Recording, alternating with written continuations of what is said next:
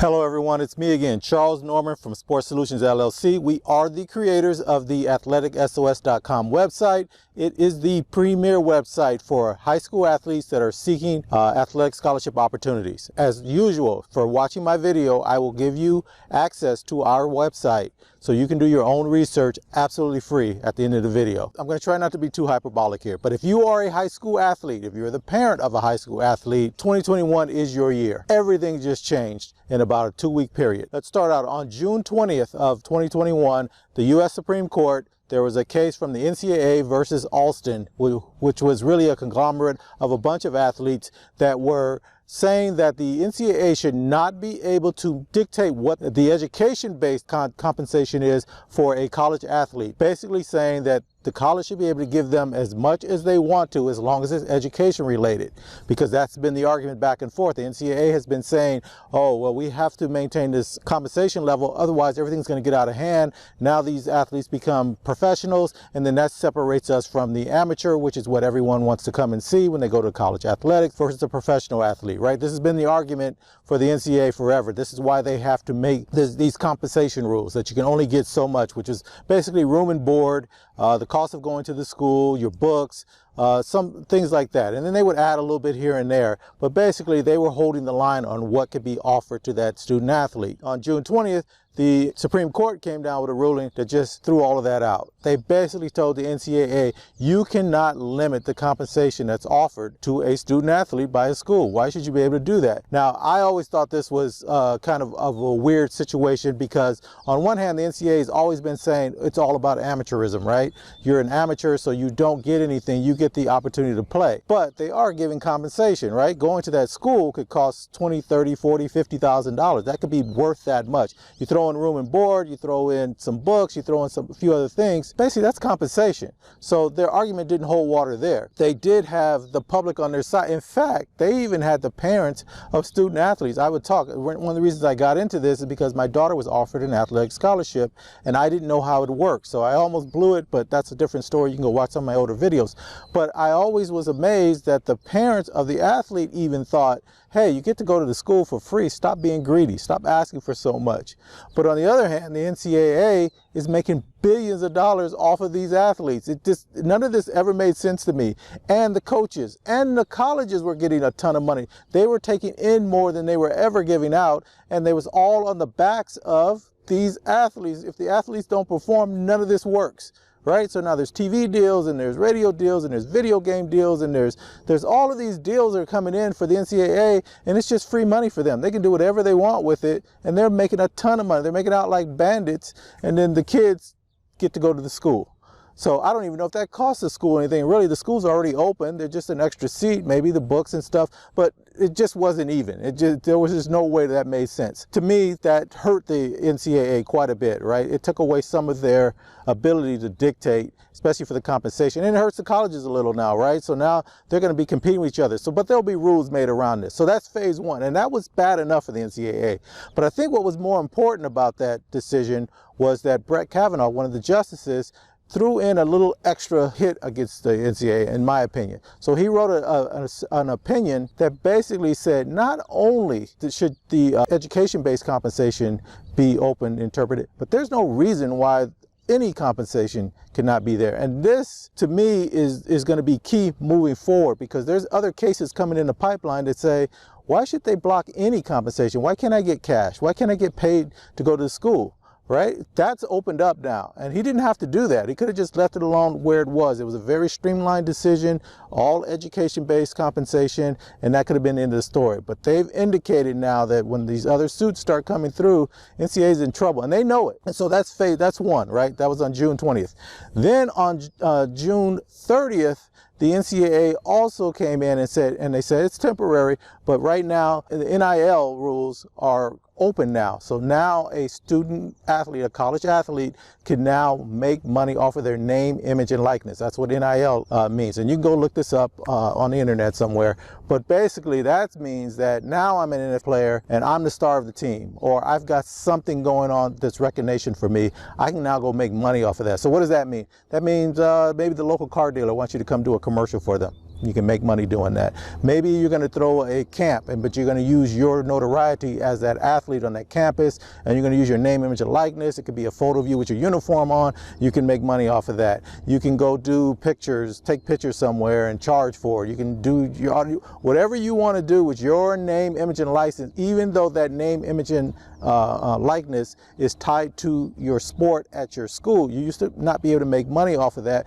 Why could you make money off of that? Because the NCAA was making money off of that, and that money was shared with the schools. Okay, so now that is open. But here's the funny thing about this. The NCAA could have fixed this back in January. They had a meeting and they punted it down because what they were waiting for was the decision by the Supreme Court for the compensation, because they need to be in control. If they're in control, then they could have told all the colleges, if you do this NIL thing, then we're going to block you. We can control this. The Supreme Court just said we could. And then the second thing they were working for was the Congress is supposed to come up with some rules regarding NILs, but they haven't gotten to it yet. They will in sometime in the next year. So they were hoping somebody else would come up with a decision so they didn't have to make the decision, because they don't want to give these rights away. So what was the problem? Why on June 30th did they make a decision that NIL was okay? Because on July 1st, of 2021, you had Florida, Alabama, Georgia, there was a couple of other states, Texas, and one other state were going to implement their own NIL rules anyway, and they were going to allow their student athletes to be able to be compensated based on their name, image, and likeness. So their hands were tied. They had to do something before the other states' rules went into effect, and the other states' rules were much more lenient towards the athlete than what the NCAA was even thinking about. So they had to get on board. You cannot have Alabama and Texas schools and Georgia schools not playing by a different set of rules than everyone else. That's going to help them in the recruiting process, right? If you're a high-level athlete, where are you going to go to school? You're going to go to one of these schools where you can make additional money if you're a great player? Of course you are. So it was uneven. So they had to fix that. And so they did it on June 30th. So everything is kicked. So really the NCAA had to be dragged and pulled into making these decisions to benefit the student athlete. So what does that mean to you as a high school student? Because remember, in high school, and if you don't remember anything else about this video, remember this: you cannot make money off of your athletic ability in high school, because if you do, you are no longer considered an amateur and you cannot even accept an athletic scholarship. So do not make any money doing anything. Just err on the side of caution. Do not try to make money. But here's what I want you to think about now. When you are going now to get an athletic scholarship and you're being offered one, now when you're sitting down negotiating, there are more things you can get. So let's think about this. So now a college could offer you the ability to go to grad school, right? So yeah, we're going to pay for your 4 years here, and if you want to go to grad school, we're going to throw that in. That's part of your package. And or it could be something as simple as, I need a computer now. So they give you room and board, and they give you the cost of going to the college, and they may give you a food budget or whatever. They can give you whatever they want now. Now, I think as this thing moves forward, because it's all kind of scattered right now, the conferences are going to come up with some rules. The NCAA is going to come up with some rules, but the NCAA's got to be really careful here, because if it's education-based, they can't stop the compensation. So I think the conferences will start to come together and say, okay, here are the rules we can do. If the NCAA really wanted to do the right thing, they could say their old rules, the ones that just got overturned, are baseline. They could say, okay, this is the least amount you can do, because think about it, the schools could go the other way and say, hey, we're going to offer less. I don't think they'll do that because of competition, but if the NCAA said, hey, here's our baselines: room and board, cost of going to the school, food budget, some other things. But now you can get transportation costs. Or what if one of your courses takes you overseas, or you got to go out of town and you need an airline? The school can handle all of that. They could pay you for that, which makes their college a little more enticing than another college. They can do whatever they want now. So that's the cool part. Second part is the NIL thing. And so your name, image, and likeness. And as a high school athlete, this is where I think you get started. Remember, one of our big mantras here at Sports Solutions LLC is that you start positioning yourself for what you're going to do later on. I tell you guys this all the time. In your future, whatever you decide to do in the rest of your life, you want to learn how to position yourself for what you're trying to achieve. And it takes time when you're building on. So when you position yourself, you're saying, okay, here's where I want to go. And then I'm going to start building areas where it's going to lead me to that. I'm going to position myself. So when it's time for me to go do that, I'm in great position to be offered a situation or to take on a situation on my own. If I'm not worried about somebody else offering me anything, I want to get there. I've got the credibility because I've positioned and positioned and positioned, and now I'm here. Okay, so what you want to do now is, as a high school athlete, you've probably got a nutrition plan, you probably got a workout plan, you probably got some things you could be doing in the community. You want to take all of that stuff and record it in some kind of way. You want to make sure, maybe there's a newspaper article, maybe there's some video that you can do on yourself.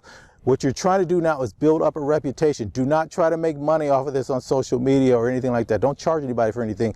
But what you want to do is say, here's who I am, here's how I am. If you want to follow me, here's the stuff that I have put out there. So then when you get to college, you already have a following, and now you can take all of that stuff and start making money off of it then. And that's where NFTs, non-fungible tokens, come in. I'm going to do a whole video on that later on. I don't want to get too far into it. But basically, think of non-fungible token as a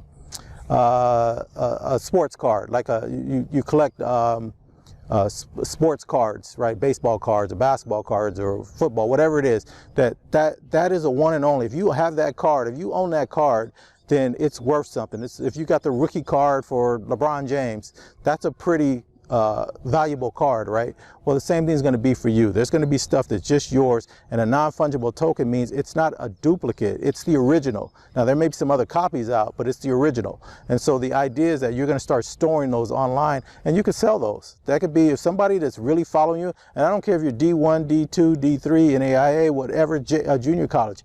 People follow those teams. There's kids that follow those teams. There's adults that follow those teams. They follow the players on the teams. And if you have something valuable and they think you're a valuable commodity, they want to own a piece of something that you present. That's why they buy the jerseys in the gift shop, right? Or, you know, maybe for college it's based on the school, but it's also based on the players. They buy certain numbers and certain uniforms because it's tied to that player. Well, they would love to have something of yours that's original, that you sold to them and nobody else has it, owns it. And what happens with an NFT is they have the rights.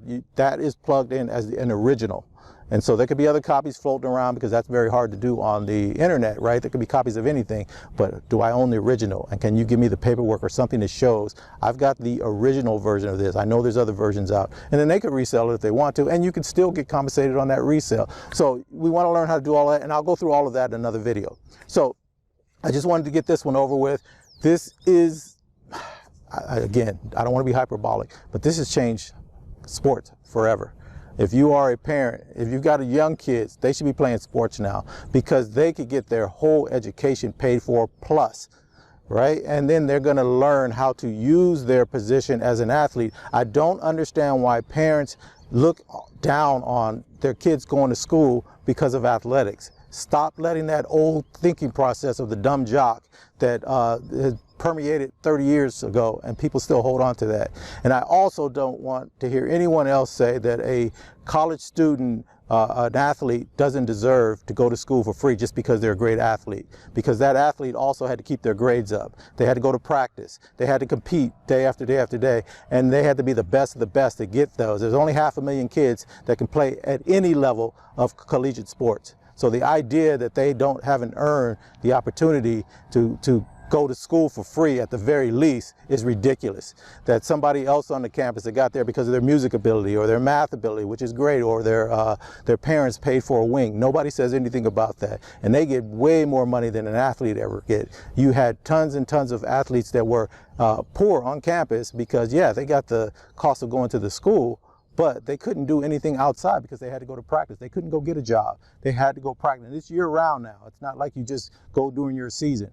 And so it was just completely unfair, and I'm glad the Supreme Court saw that for what it was and fixed that and remedied that. But it's going to get better for them as you move forward. So get your kid into that world. If they've got the talent, build on that talent and see if they can get an athletic scholarship and take advantage of their skill set. This is something they're good at. Why in the world do we look down on that? I've never understood that as far as anything's going. Okay, so stay tuned. I'm going to give you a code and instructions for using our software. We are the best as far as I'm concerned. Our AthleticSOS.com, you can go to our website, look around, there's some demos there, but you can use that code and you get to use it for free for a year. I never, ever, ever, we never sell your information to anyone, ever. Okay, so we do have some sponsors. We have some people that want to advertise there, so you will see something, but I'm very meticulous on who we let in. And right now you won't see anything because we're still vetting some of the people we're going to put on there, but you get to use the software. You will see that it's the best software for you to find the school that fits you. We're trying to flip this thing on its head. Stop waiting for people to come in and discover you. You go in and find what schools fit your personality and what you're trying to accomplish in your future. Find out if you can play at that level, and we show you how to do all of that, and then reach out to those schools and let them know where you are, and then let them come out and come after you. Don't do it the other way around. And you can do both, right? But do this also, because it's not going to cost you anything. It's going to be absolutely no cost to you. All right, guys. As always, best of luck to you. We just want you to start thinking about, we want these student athletes that are 13, 14, 15, 16, 17, 18 years old. We want them to start thinking. So in the future, when they want to go do something, they go, okay, I need to position myself. I need to start thinking about what I'm trying to accomplish as I move forward in life. And positioning is a big key to that. And so we want them to learn that here and to use their athletic ability to give themselves an advantage moving forward. All right, best of luck to everybody. We'll talk to you later. Stay tuned. I'm going to give you the instructions and the code, and then go ahead and use it. And it'll give you 1 year's access. As always, the code is limited as far as the timeline. So I usually do it about 2 weeks out. So if you see this video and 2 weeks out, you go try to use that code and it says the code is now invalid, just go find another one of my videos. There's probably another code that's available. I do that every time I do a video. I don't do them very often. I usually do them once or twice a month, but I do continue doing it. And if your code ran out, like you got one last year and you get a new code, you can put that new code in and it'll let you continue again. I'm not charging you for it, but I do want some effort there, and I don't want to just open-end it. All right, I've talked too much again. All right, talk to you guys later. Best of luck to you as always.